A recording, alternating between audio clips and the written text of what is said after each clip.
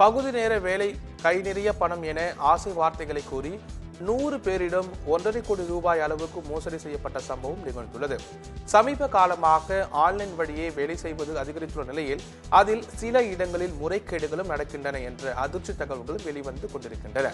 இந்த நிலையில் அனில்குமார் மீனா என்பவர் தன்னுடைய கூட்டாளிகளுடன் சேர்ந்து கொண்டு கவர்ச்சிகர பகுதி நேர வேலை வாய்ப்புக்கான உத்தரவாதங்களை வழங்கியுள்ளனர்.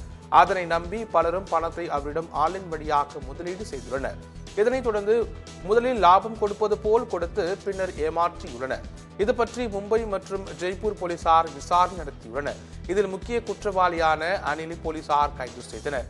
இதனையடுத்து நடந்த விசாரணையில் இதுவரை 1.42 கோடி ரூபாய் அளவுக்கு அவர் மோசடி செய்த பணம் ஈட்டியுள்ளதும் தெரிய வந்துள்ளது.